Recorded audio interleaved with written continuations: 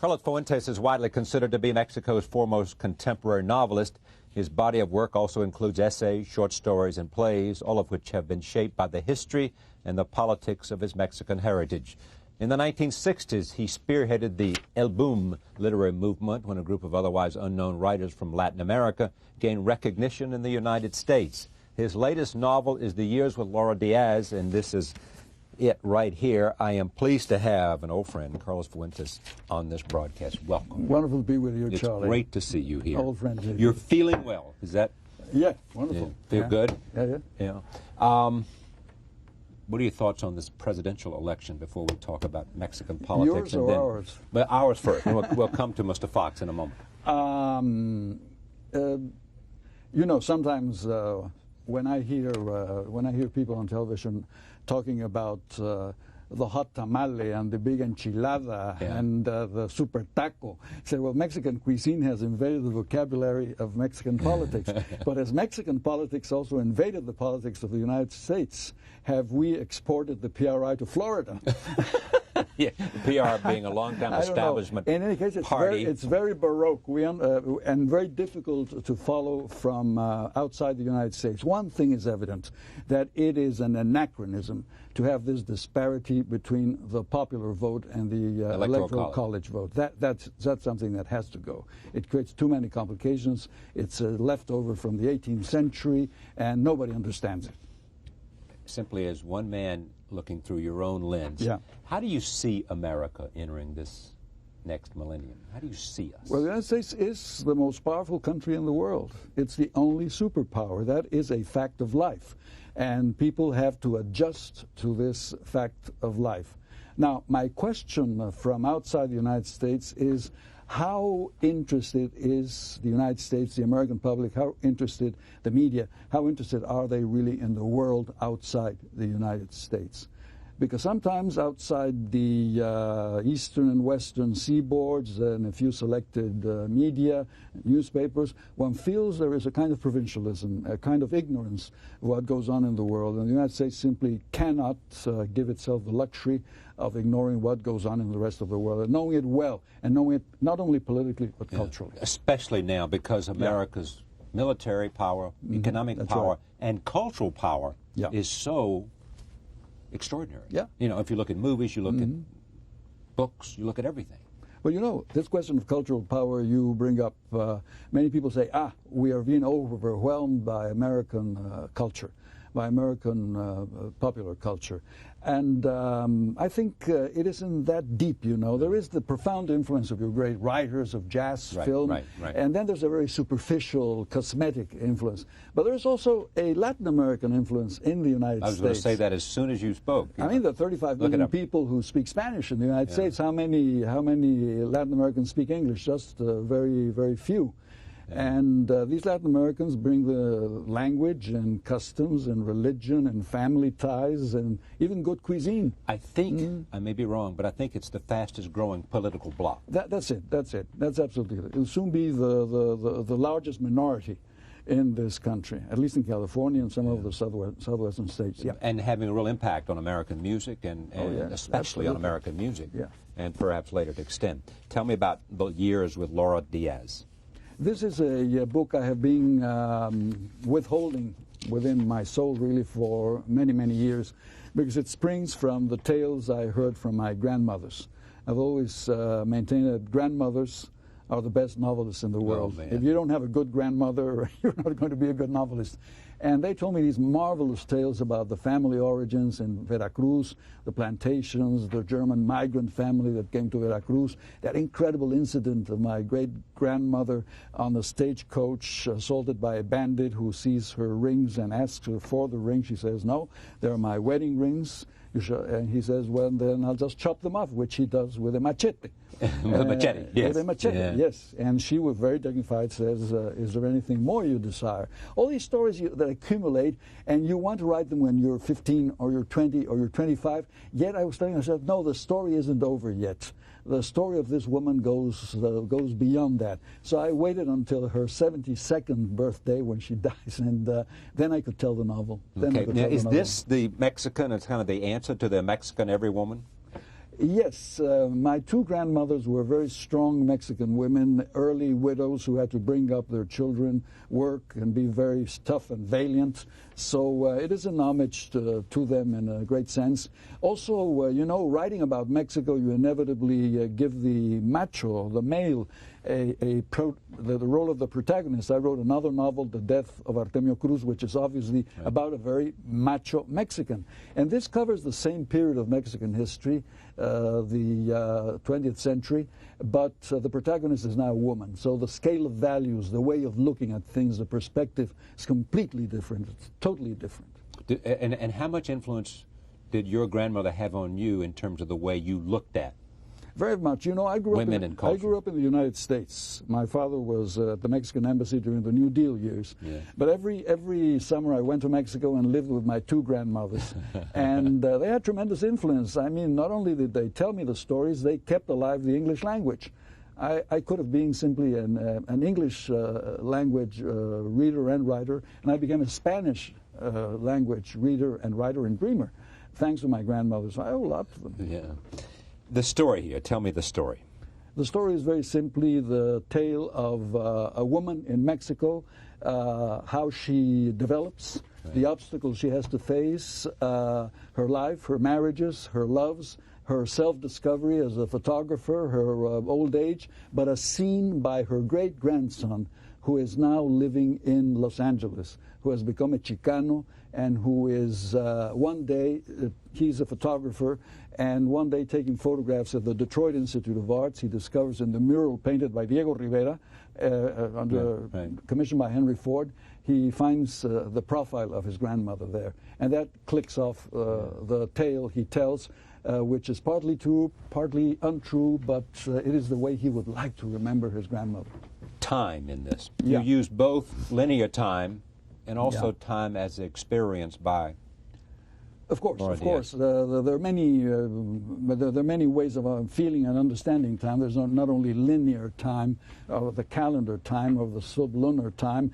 There is the time of memory. There is the time of desire, the time of the past, the time of the future, circular time, eternal returns. There are many ways of experiencing time. So here there is a chronological succession, but at the same time, through the character of Laura Diaz, you are experiencing different levels of time, of interior psychological time, of the time of memory and the time of desire. Yeah. Was it inevitable that you would become a writer? Inevitable.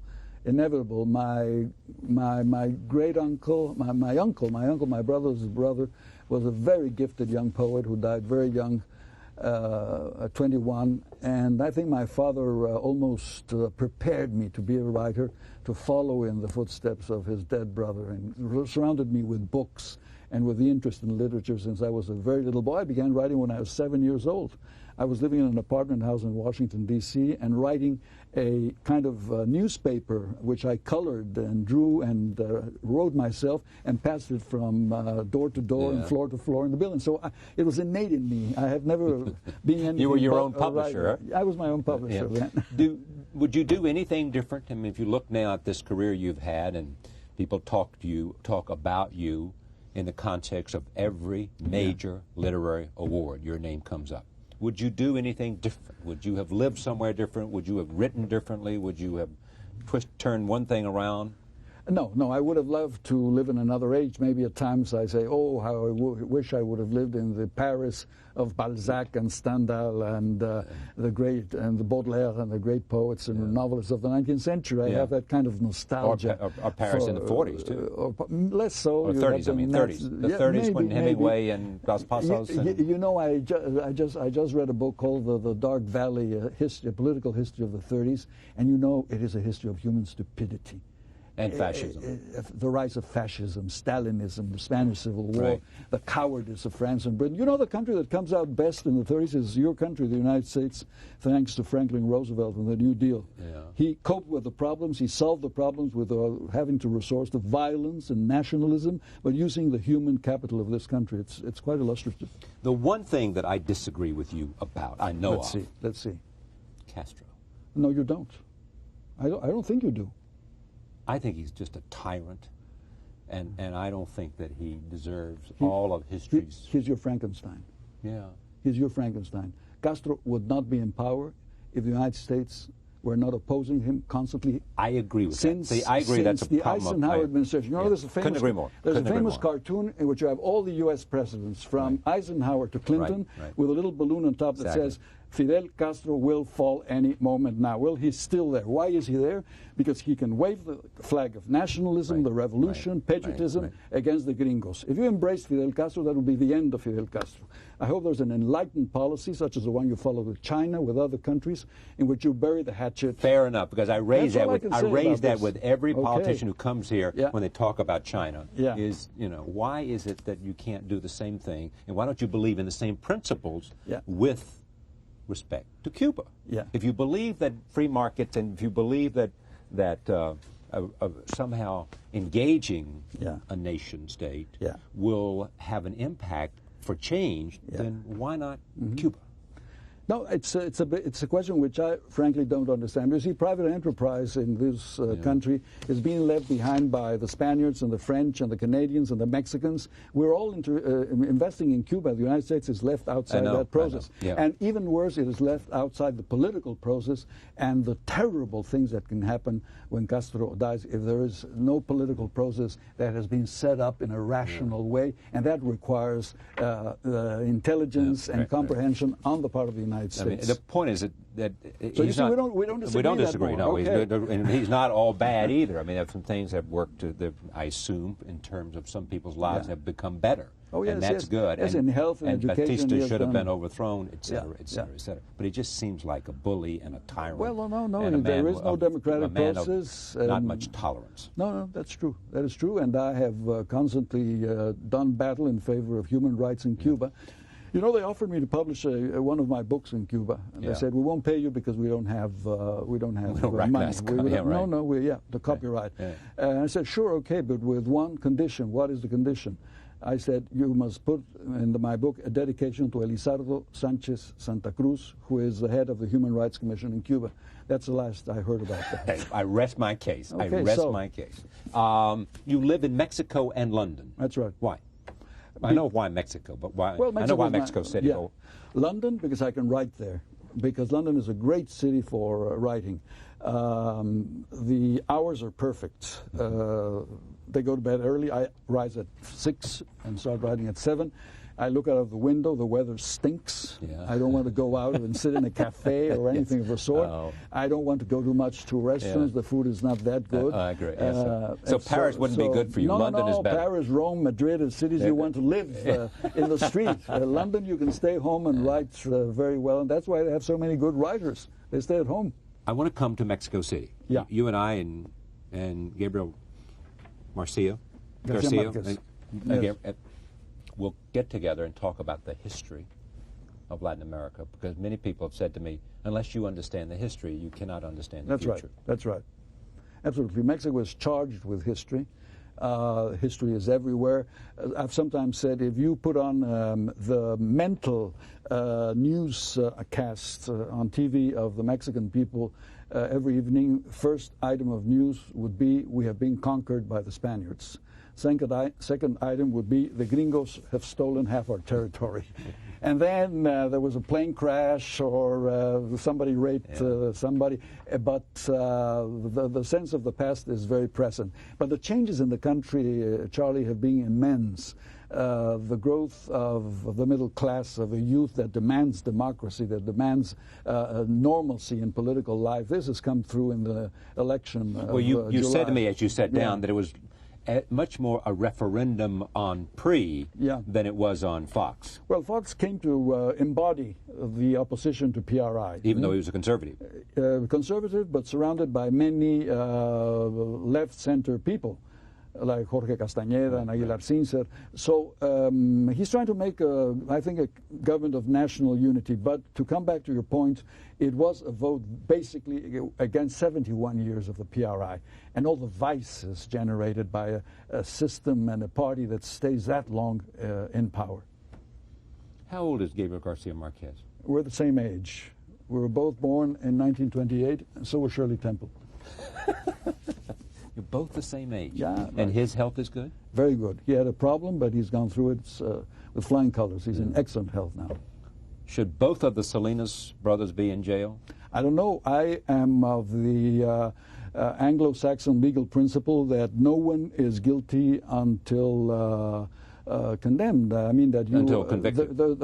Convicted. There's a presupposition of innocence until you are convicted. So you're not convinced that no. Salinas was corrupt? I can suspect anything you wish, but as long as this does not go before the courts and there is a sentence condemning Salinas, I'm going to keep to the principle of justice that a man is innocent until proven otherwise. Is he coming back to Mexico, or is he I think going to it's stay impossible. in Ireland? He has become his own worst enemy. This book he has published does him a terrible disservice.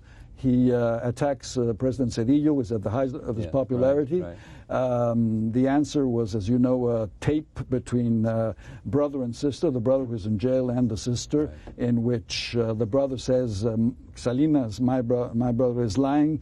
The money he's talking about is his. He's asking me to give back the money. It became a tremendous scandal, and I think that Carlos Salinas is not going to be in Mexico for a long time. Yeah, it's an amazing story, though. Can you remember when everybody around the world was saying, look at this young, bright, enlightened economic professor, blah, blah, blah, blah, blah. Well, he is a very intelligent man, and it's very surprising that he has acted against himself in this way with the publication From of the book. novelist eye, Yeah. what does that say to you? No. The power corrupts, or what? No, what it says is that reality in Latin America is more surprising than fiction. That you cannot beat reality with a novel. That you're always behind the events. You're way behind the events. I take you no further than Florida to say it's forever true. That's right, Charlie. Thank you very much. Thank you, Pleasure Charlie. to have Pleasure you here. to be with you. The Years with Laura Diaz, a novel, Carlos Fuentes. We will meet in Mexico City, and you and I and Gabriel Garcia Marquez will have dinner and tape a show. That's a date. Thank you very much, Charlie.